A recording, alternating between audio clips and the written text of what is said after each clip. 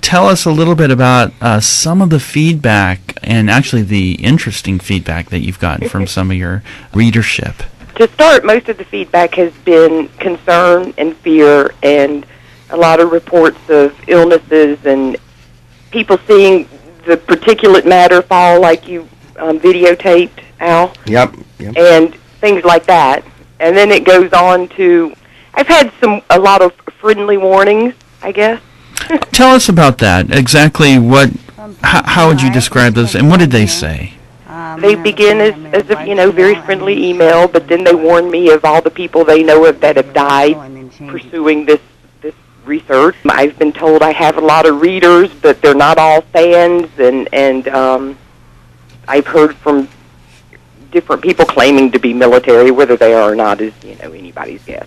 At first, it kind of blew my mind a bit, and it frightened me, I admit. But why do you continue to write about it then? Because it fascinates me, and I think folks should know. It is what it is, and that's one of the things. In your article that you wrote, Got Strange Clouds... great title. It says, as I stated in the beginning, I'm no scientist, and many of these theories are fact-based and contain far too much information to share in one article. So as I continue pondering, I have a few questions.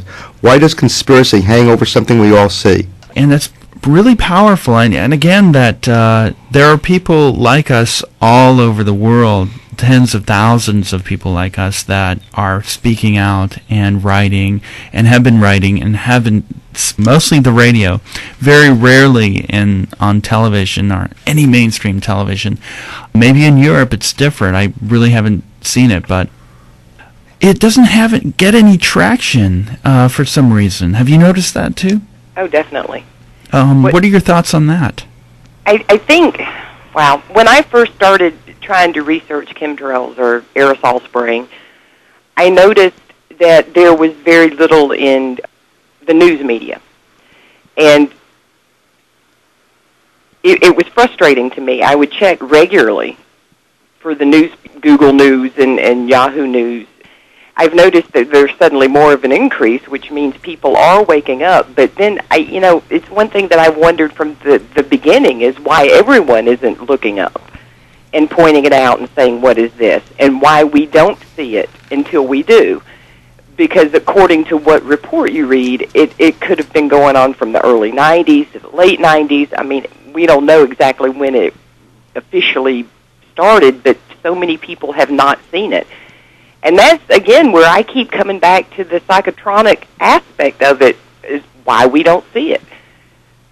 So I don't know why the media doesn't cover it, but they seem to just want to call us a bunch of tinfoil hat wearers. I don't know. It's altering our atmosphere.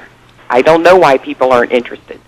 It's very weird, and I just want to point out, too, that I think it's very courageous of you to write these articles and to just bypass a lot of, like, the technical elements, weather modification and things like that, which are important, very important in weaponizing the planet.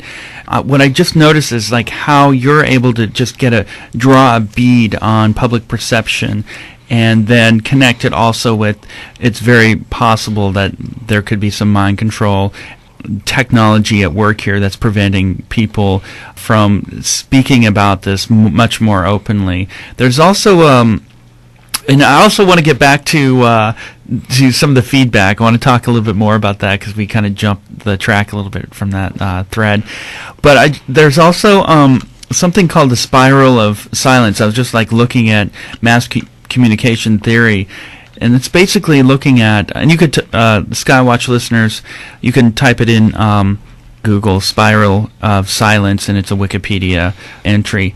And it's basically saying that people are afraid of the consequence, essentially. And we all kind of know that, yeah. But being isolated, just having social meltdowns and not really, just being isolated, and that's really an intrinsic sort of fear a lot of people have, because that goes back to when I guess we were pack animals, and if you were estranged from the pack, and you would essentially die, and that's right. A pretty powerful fear.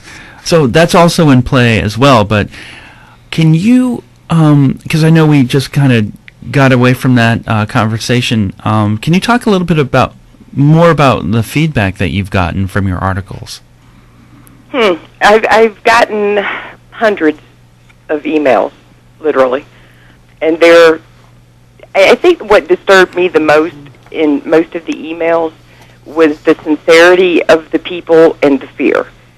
And that's kind of why I stopped for a little while, because it was overwhelming you're writing about it, so you feel like you want to respond to all these people, but there's really not a lot I can say. You know, we all see it, or those who see them see them. The main thing is the health aspect. People are scared, and people are reporting, had several emails from a guy in the UK who spoke of headaches and his bleeding from the nose and respiratory problems and flu-like illnesses and short-term memory loss and things like that. His case seemed extremely as though he was very sensitive. But across the states, it's the general complaints, you know, respiratory problems. And then there's some of the ones that I think I mentioned before were just kind of out there. Well, you know, it's funny that you mentioned that, because on January 14th of this year, I posted a message to the WABC TV weather board, and it was the first posting I ever did on anything such as this, but I thought maybe the people on the weather board would be able to give me some technical insight into what I was seeing. I wrote a very nice missive. It was a couple of paragraphs long, and it was very polite and everything like that. I mean, basically I explained I was a virgin to the site, and I explained what I had seen and everything like that. Even in the first message, told them that I had recently discovered that the United States government admitted to spending $29 billion on weather modification programs in the last 5 years. So if they're spending the money on something, they're doing something with that much money. Within a half an hour, I got my first return post, and I'll read part of this to you so that you'll understand. This is probably what you're receiving as well. This was from somebody who bills himself as Nero Lance. No one is paying attention to this because this is not real. As the idea is never presented with valid data, no one can take this seriously. The data is usually presented in the form of photos, which can be digitally altered, or via film, which just shows a commercial airline flying overhead. Then somebody will post or report that those patterns preceded a weather change.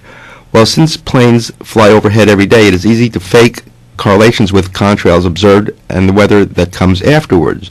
Of course, then there are those photos depicting strange contrails. Some of that looks like shapes. Well, it's just clouds. If you look at them long enough, they'll look like something. And then he starts referring to other sites, and the first site he refers me to is the Scott Stevens site, Weather Wars. And he says, now do jets pollute the environment? Yeah, maybe. But in other words, he was trying to dismiss the whole chemtrail thing. That was the very first post within a half an hour. And then what happened after that, Victoria, was amazing.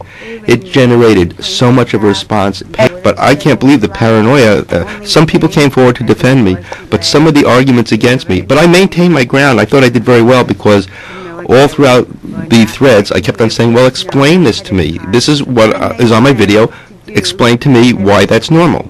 And nobody ever came forward explaining to me the specific concerns that I had on my videos. That tells me a lot.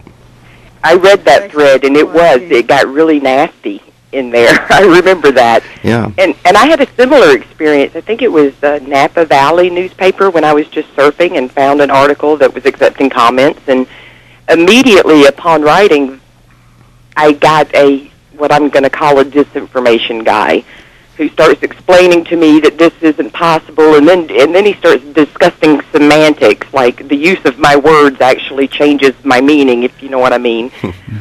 So yeah, I know exactly what you're talking about. It seems that there is a percentage of people that it is their mission to dissuade us from what we see. And I never expected that. I never expected such a reaction like that. And Bill Evans, the weather man who I originally addressed the question to, never ever participated in any of the discussion. Actually, Victoria, you said something interesting there. Did you say you never expected like this disinfo campaign related to this, to earnest investigation of this massive aerosol operation? It's really bizarre, because I mean, to me, it's like this is on the scope of mass hypnosis. To me, I mean, whatever they're doing, it's working.